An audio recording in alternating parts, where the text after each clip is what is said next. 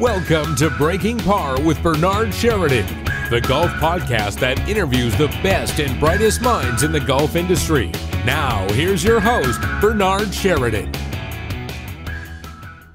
Travis, welcome to Breaking Par. Thanks so much for taking the time out of your busy schedule to be with us today. Yeah, you bet, Bernard. Thanks for having me. So, first question we always like to ask our guest is, what is the first time that you ever picked up a golf club? And then, when did that aha moment happen when you decided that maybe you wanted to do this as a profession? Well, the first time for me was I was 8 years old. My grandfather was actually a greenskeeper in northern Idaho. I grew up in the Pacific Northwest. My parents didn't play the game. They were big baseball players, both of them.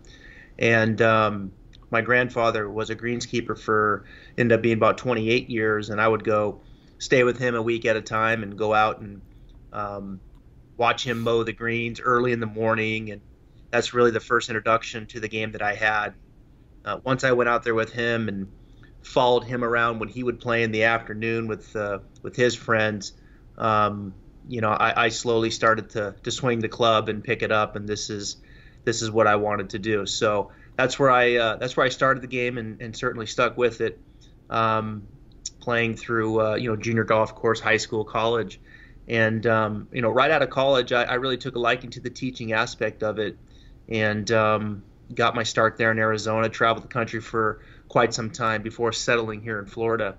But I've always had a great passion for the game, and the teaching, the coaching aspect of it was something that I knew I really wanted to do there shortly after I graduated college. Was there any time that you wanted to pursue it as a professional, like a tour professional, or did you always want to just teach? Yeah, I was a decent player, Bernard. I was, I would keep it around par, could take it under a little bit here and there, and certainly over a little bit as well. But, I liked to play the game. I don't think I was a person that loved to go out there and really grind and hit balls and play the game. What I loved was the coaching aspect of it. That's as I started taking classes and the coaching aspect of it, and going to watch other coaches, I knew quickly that that's where my passion was. That's where I did want to spend the time and really learn that aspect of the business. So, I like to play, but it became pretty apparent to me early on that playing professional golf for a living wasn't exactly what I wanted to do. Well, I know that for me, I never inspired to be a tour professional ever. I always wanted to teach. And that happened later in my life. It didn't happen early. I really, I fooled around with golf when I was a kid. Had fun with it. Played with my friends here and there. Occasionally did some caddy work. Never thought that I'd ever be involved in golf as a profession. Never even dreamt of it. And then all of a sudden the bug hit me when I was in my early 30s. Started to study it. Went to instructors. Wasn't really crazy about what they were helping me with. So just really studied the heck out of it. Thought I could do it a little bit better. Got certified. And I've been teaching for 18 years. How many years have you been doing it?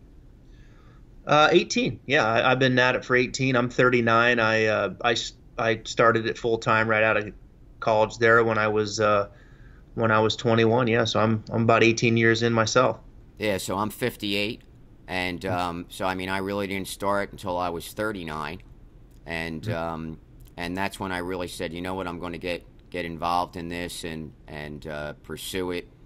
And eventually, when I get older, I'm going to move to Florida, and I'm going to teach in Florida. And that's what I'll do, and that'll be my full-time job. At that time, I was an audio engineer, that I did that in the evenings and then taught during the day. And it's worked out. I've been here for almost 2 years now, and it's been pretty good. So what part of Florida are you located in, and what club are you teaching out of?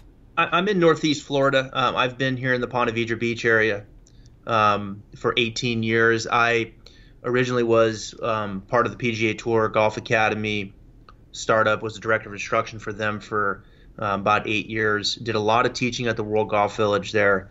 I spent 8 years at TPC Sawgrass, and just recently moved over here to a club called Pablo Creek, which is a very nice club here in Jacksonville, but also have a Golf Channel Academy up at Victoria National in Evansville, Indiana, where I spent some time. So a busy slate between teaching here in Northeast Florida and then also up in Southern Indiana.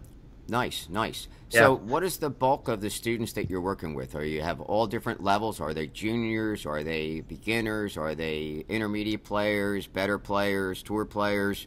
I mean, what's the gamut there?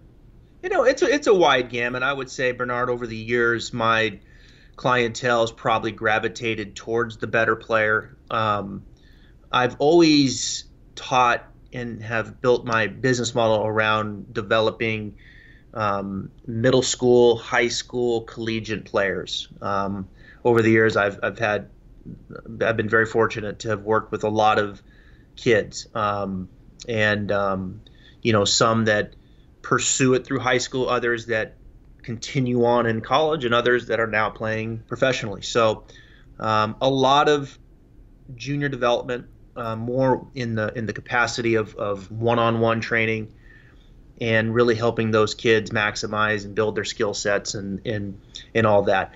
Certainly have a few tour players here and there that I've worked with over the years. I made the decision a while back that I wasn't going to travel the tour and go out there with one or two players, which kind of eliminated me from that pool of opportunity. But I wanted to be here and work my business more around developing the younger player, but then also working with the amateur player, of all different skill sets that will come through the academy for sure.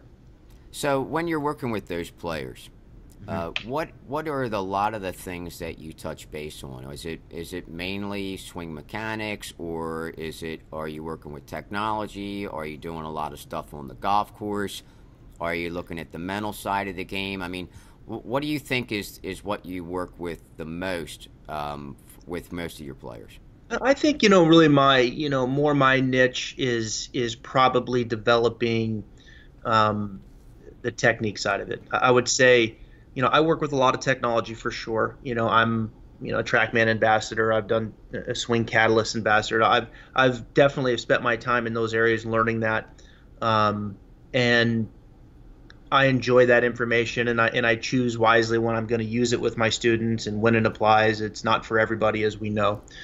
But I think when you're looking at the teenage golfer, and you're looking at into college and maximizing those windows, of opportunities for kids to develop the necessary skill sets, right? That'll propel them forward is really what gets me going. And I think a lot of that it is technique based, right? That's the time to get in there and start to suggest different patterns, to suggest different probabilities of improving path and face relationships and being able to hit different types of shots around the green. So certainly spend time developing those skill sets at the academy, but then also taking those to the course. I would say a big part of that is going out with the student and helping them transfer those skills to the golf course and manage themselves the way that they need to be managing themselves on the course. So I would say it's probably more, my niche. I wouldn't say my business is probably the complete holistic approach, or the complete holistic aspect that you'll see with a lot of these, Leadbetter facilities and different things like that, where they're there and living there, but more, my reputation and kids coming in and helping them develop their skills in striking the golf ball, improving their short game, improving their putting, and transferring those to the course. Now, do you work with those students in trying to acquire scholarships or get into certain colleges, or is that something that you leave to the parents or to chase down or someone else that they work with? Well, we have, there's a couple groups. There's a guy here, Red Numbers Golf, that's very involved with helping those kids. So when it gets to that point, I will certainly move them.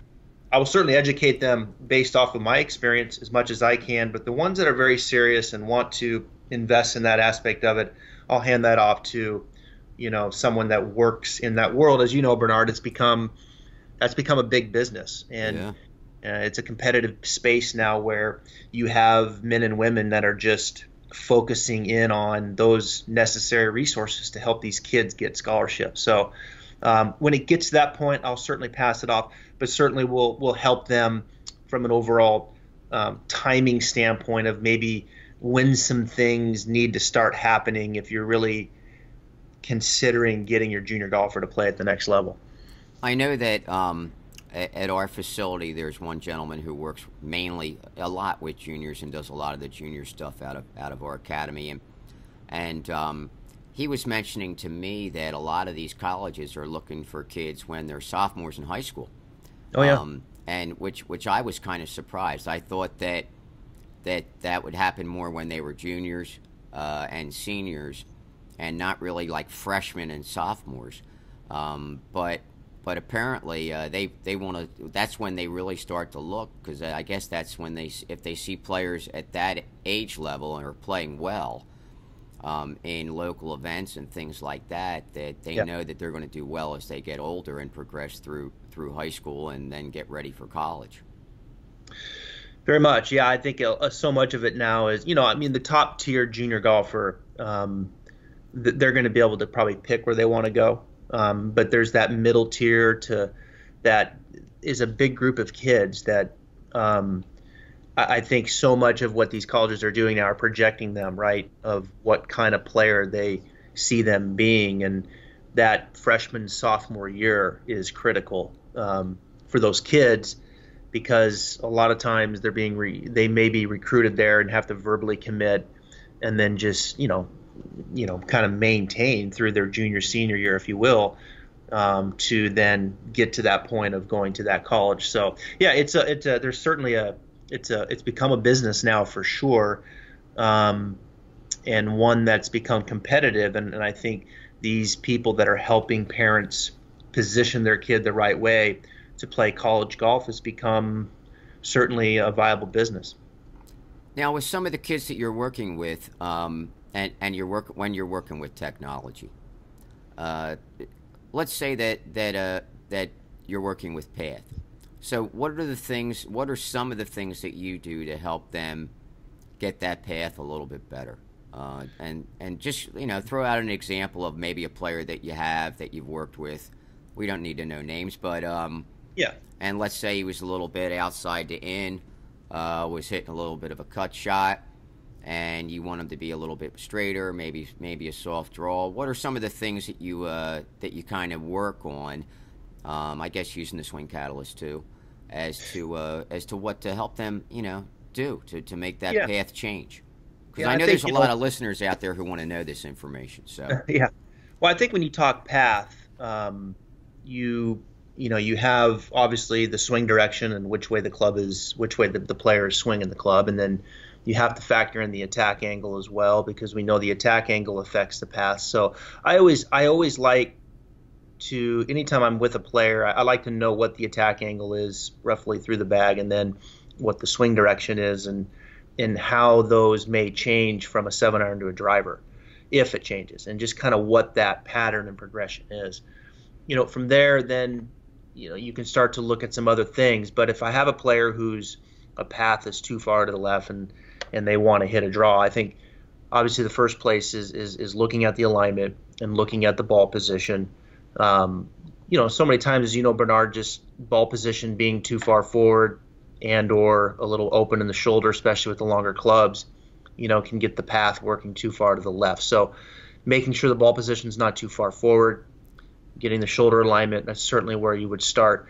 I think, what's causing the player to work left, if it's someone that I've been working with and I'm comfortable with how they use the face and the hinge, the left wrist condition at the top, then usually it's going to come more into a downswing impact situation where you might get them to pinch the right elbow a little bit more in the downswing, get the sweet spot to lay down. Do they need to have a little more lateral weight shift, in the downswing where they're getting a little too, spinny, where the hips are rotating, the shoulders are spinning open too much, and of course the club will get thrown out. So I think for me, in kind of working somewhat in an order in general terms, I always try to look at the left wrist kind of right elbow situation and what's happening there. Some players, it's interesting when you get a player here and just by getting them to the top and getting the left wrist a little flatter, the right elbow a little more externally rotated, or the right shoulder a little more externally rotated where the elbow's pinching in, creates an environment where they start to, swing a little bit more from in to out. We know that, getting the weight shift to work a little bit more lateral is going to certainly help that. And then putting some stability, of course, in the spine and the torso, where as they come down, they're not letting the spine, go down and left, but they're keeping the spine a little more in extension through impact, which allows the left shoulder to work more up and around, which, of course, can get the club head to work more out to the right. So that's kind of, a few things in talking in general terms without, a particular pattern as we're looking at it together right now that you would start to look at, left wrist condition, right elbow placement, lateral motion with the lower body, and then, of course, so much about the stability in the upper, right? Most players on the downswing, it's funny, we know that, you got to start the downswing from the ground up, right? That's been burnt into everybody's brain, and they have to have enough lateral motion. But, really showing someone how to stabilize in their upper body and the stability in the torso and what it means to actually stay in spine angle, where they have right bend and they have the spine working more in extension, and just how that works. And you counter that with a little bit of right elbow coming down. Well, you've got a really good chance to get the club, to lay down and be able to hit the inside of the ball. So do you use anything like alignment sticks for playing or things like that to help players in that situation? Yeah, one of the things that I would do is you could set one down. You can imagine a player's hitting on the range, and you could set one down, behind them on the target line, right? And so that represents their target line. So for a right-handed golfer, they're looking down at the ball, and then if they look to the right, they can see that stick on the ground pointing through the ball and out to the target. And then you could take a second stick, what I'll do oftentimes, even a different color, and I'll set it about 20, 30 degrees to the inside of that. And then what I'll have them do is I'll have them go up to the top and then bring it down and match the shaft of that inside stick, where it's angled a little bit on the inside. So they get the feeling that they're not trying to bring the club down so much on the target line, but they're trying to bring the club more on the inside. And, of course, this is a player that if they're too much, right, from out to in. Now, if you got a player too much from the inside, then you're probably trying to get them, more out of the target line. So, just by setting that visual down on the inside, I always call it the alternate target line. We have the target line, and then we have an alternate line, which is just inside that. And that visual gets them really working the club to run parallel to that. And I think it really shifts their brain and their swing direction more to the right and not so consumed about maybe trying to swing down the target line. And as you know, for players who are excessively out to in, they've got to get themselves swinging. Their swing directions and concepts have to be moved to the right. And by getting that club on the ground to the inside will seem to help them with that. Do you think, and I find this, that a lot of players, when they think about swinging down the target line, they think more about the face than the shaft. And they're trying to get the face to be square down the target line, which actually causes the shaft now to be outside the target line. Whereas if they were thinking more about the shaft kind of tracing that target line, then that face wouldn't be left open. It would square better. And come a little bit more from the inside. I mean, do you find that that's what a lot of players feel or do, I guess? Yeah, I would say that's accurate. I also think that when they, from my experience, if they're trying to swing down the target line, they inevitably let their spine, kind of go down, right? So as they turn, their spine's too much down, and then they kind of chase it down the target line. And I think the whole concept of spine angle and how the spine needs to be working into extension back, the spine actually needs to be flexing back, and they get that little dish in the lower back, I think is a revolutionary thing for most players when they understand their spine's extending back and they're not trying to stay down with the spine. And I think when they try to swing down the target line, the spine inevitably is down, their head goes forward, and then they chase it down the target line. And none of that's any good, right? Like none of that's any good. So I think when you get in there and you start to define what spine angle is and how the spine is actually moving in the golf swing through impact, and particularly, I think the concepts then become a little clearer for them once they get past some of the maybe what their perceptions were, and just how opposite it can be, right? As you know, Bernard, there's just so many opposite things that are counterintuitive to a player that when you clear those up, then I think impact becomes a little more crystallized of what they really need to be doing. Yeah, I think that golf in general is counterintuitive. I mean, I always say to a lot of my students as a joke, just pretend you're George Costanza, because from Seinfeld, because he always say, everything I do, I should just do the exact opposite, and then it'll work. So, but whatever I do, what I think I want to do, then it ends up that the exact opposite happens. So, and that's kind of like most of the time when most people logically think about the way golf works, it's really actually the exact opposite as to what they think it is. Thank God. I always tell my students that's job security for us. So that's not all a bad thing, right? I mean, it's a difficult game. I think, so much is made into you have to swing your swing, right? And I think there's some validity to that. I mean, if that's the way you want to go about it, and this is your swing, and this is what you want to do, then knock yourself out, right? And I think it's difficult, though. This is a difficult game if you're going to if you really want to continue to develop your skills, because the reality is most players run into roadblocks. We know that most patterns probably suggest a certain level of ball striking. A professional has a really high skill set, and we know there's different ways to swing the club, and they spend so much time refining that, right, and doing that, and that's what makes them so great. It's not so much the technique, it's their ability to have such a high skill set and be able to repeat shots and hit them under pressure and those kinds of things.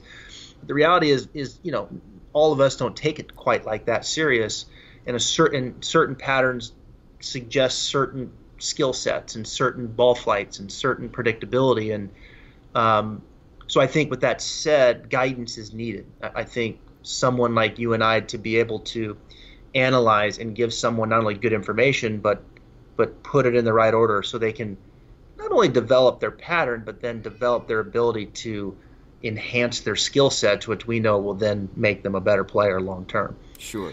So you mentioned spine angle and what goes on with that throughout the swing. What do you do if a player is changing their spine angle, and is there anything that you use to help them find whether they're doing it correctly or not? I know that there's a lot of things out there, K-Vest, and now there's Myelinator, and now there's 4D motion. There's a lot of different things out there that kind of explain to the student, you should be here. If it changes, then it won't make an audible tone or whatever it is. So is there anything like that you use, or do you use just basically physical objects? Like, I know that for years, like an old shaft with a noodle on it, and in order for, it would be set, an instructor would hold it at a certain point so that the student could able to stay in their spine angle or not change their lower or raise their head or anything like that. So what do you think about that, and what do you use? Well, I think it's more, for me, it's more is educating them on that your spine can do 6 things. I mean, your spine can rotate right, it can rotate left, which I think intuitively most people know that. Like, I need to turn right, turn left. But your spine can also bend to the right, or tilt to the right and then tilt to the left. Your spine can flex forward, your spine can extend back. And I think when you lay that foundation down with just a simple terminology of, okay, I can go forward, I can go back, I can tilt right, tilt left. And then depending upon their pattern, if you're wanting them to change your spine angle, you can then tell them, here's what I want your spine to do in the context of A, the backswing, or B, through impact.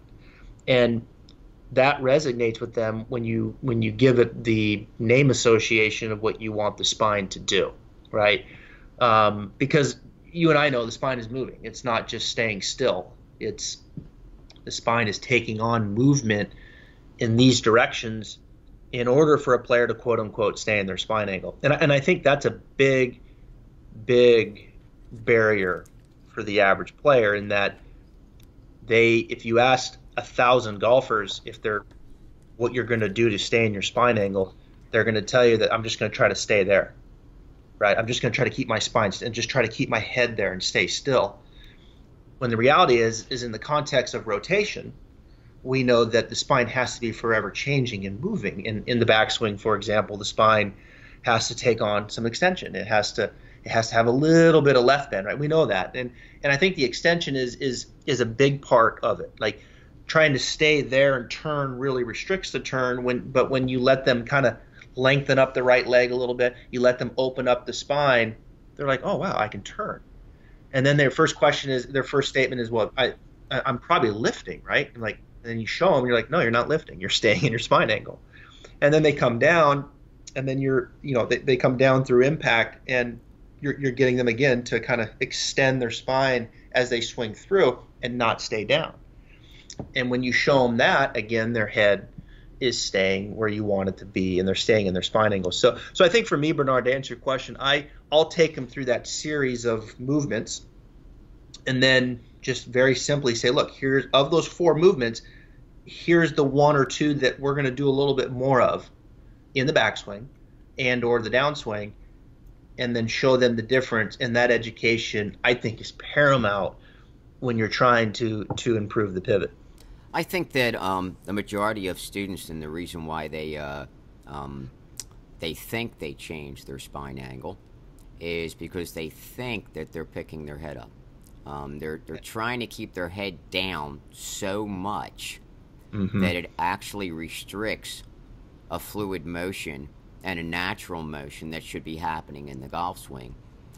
Sure. Probably, too, a lot of the times that those students, when they're on the golf course, if they hit a bad shot or a thin shot or a fat shot or a push or a hook or whatever, their buddies go, you picked your head up. And when that probably did not happen at all. And so I think they're so busy in trying to worry about that, as opposed to just allowing their head to rotate through impact with their body and make a more dynamic movement, as opposed to trying to keep their head down way after the ball is gone. Now extension can't even happen. Right. Yeah. No, I totally agree. And I think that's one that, I think through the biomechanics of the world, I think the industry has become a little bit tighter through the context of how the spine needs to be moving, right? In the world of the pivot, in the world of how the body, how the spine needs to be countering rotation in the golf swing, which has been great, and I think really is a major opportunity for most students in just improving upon that a little bit, makes them more dynamic and creates more speed and creates a better probability of getting the club face on the back of the ball. No, I totally agree with that too. When as a postural release, or they're allowed to extend that, do you have them do that? So I know that for me, I always say to them, once your right arm is extended, it's okay to stand up. I mean, sure. And so in other words, once they hit that ball and they have the release, that right arm usually extends, and depending upon where it extends for them, is when I say to them, you can say to yourself, it's okay to release your posture now. I mean, do you kind of feel that same way too? Yeah, absolutely. Yeah, definitely. You got to let them go. I do think if they have the range of motion, I think one of the things that really helps that aspect is I like to see players be able to hit a short little pitch, not a lot of speed, 60, 70 yards, and and have a little soft 3/4 landing where they can quantify that they've stayed in their spine angle, and kind of let the club, let the left elbow, left wrist do its thing, rehinge, fold the elbow, and the club soft landing, and they're watching the ball fly, and they can quantify that they're still in that spine angle, and I think that's a big moment for them, because the brain starts to associate that finish, like, okay, this is where I want to be. Now we know as the speed picks up that you got to let that release at some point, but just a short shot, right? And being able to quantify that, I think, goes a long ways when players are able to demonstrate that to themselves, that this is how I want my spine to move through the impact zone, and I can probably kind of stay in my spine angle. I can stay in extension some, even on the short little pitch, and really train that. As we see a lot of professionals do now, they, 150 on in, it's nothing for them now to keep the trail foot passive and really encourage the body to stay in that extension, and let the left wrist, left elbow kind of release. You see them really hanging out in that 3/4 looking type of finish when they're really trying to hit those precise, flighted short iron. Sure. So as a read for some of our listeners out there, what is a read that you would suggest for them that you like and that you think will help most players? Say that again. A read? Yeah. So a book. What's a book that you would suggest that most players you think would be beneficial to them? I mean, and no matter what their level. That's a good question. I like I'd say golf is not a game of perfect. I think is a good read because it's not a game of perfect. I think there's a lot of hidden gems in that. When it comes from learning to manage your expectation level and learning to manage it accordingly to how much time you have to put into it. I find that when players have high expectations and then not as much time to put into that, when those don't match and there's a big gap in there, that's when the game gets frustrating. When you can have an expectation level that's kind of matched up with the time that you're putting into it, then I think the game's put in better perspective and your attitude is better, and I think burnout is less likely to happen. So I think the context of that book is there's so many things in that, but I think it talks about so many different things that I think for the male and the female who are looking to play this game and enjoy it, I think that's a big part of it, right? So I think that would be one. Lynn and Pia just came out with their new, but it's slipping my mind right now. I don't know if you can think of the name of it, but Lynn, be a player. Be a player. That's it. Yeah, thank you. Yeah, that's a good one. I just had them on Golf Channel and have been working through that book. That's a very good book as well. I like those kinds of books, Bernard. I think an amateur could read and pick up a lot of things. I think instructional books are tough, right? I mean, we just talked about some of the dynamic things, and if an amateur is asking me, what instructional book should I pick up? Geez, I'm not even know if I'm comfortable. Not this because there's so much great information. We know that it's not a shot at anybody's book. I just think it's almost impossible for a player to pick up an instruction book and read it and be able to filter through that in a way that is really going to be beneficial long term. Now, there's some serious golfers that I think can pick up bits and pieces and do just fine with it. Yeah. But I think the majority of players be a player. Golf is not a game of I think there's a lot of things in there that can be very practical that an amateur can pick up and say, you know what, these are 4 or 5 things that make sense to me and can help me kind of get things in line and enjoy the game a little bit better. I think if you want to get better technically, then I think there has to be some sort of direction that's going to help you develop your skill sets. And we know going to an instructor and working with them one-on-one, finding the right fit is a good thing, right? We know that's what it probably really is what it takes. But in the world of social media more, and I partake in it, people will send me videos, and I look at their videos, and I know that I don't have all of the information.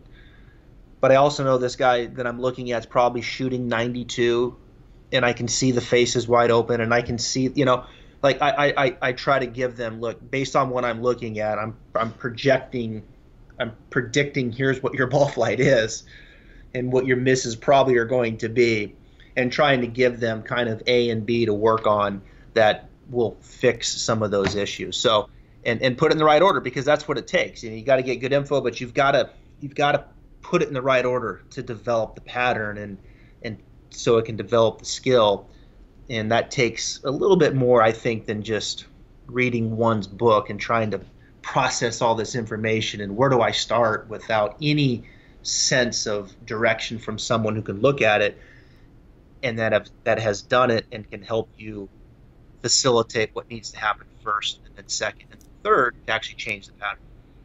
Yeah, well, I think that the biggest problem with anything that you're reading that has to do with instruction is then you're taking your interpretation of it, and you're not able to ask questions to that person who wrote it, right?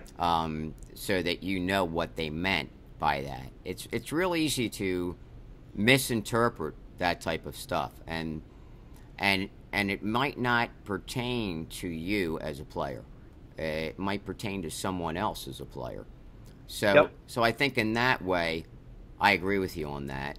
And unless you can actually ask questions, like if you're watching a YouTube video or something like that, you can actually ask a question, and then usually whoever produced that video, when they see what your comment was, they might reply to that comment, or they might not. They might say thanks for your comment, but at least in that way, and in a forum type situation, at least you can ask the question, and what did you really mean by that? And I think this is what I think you meant, and then they can say, well, no, I actually meant this.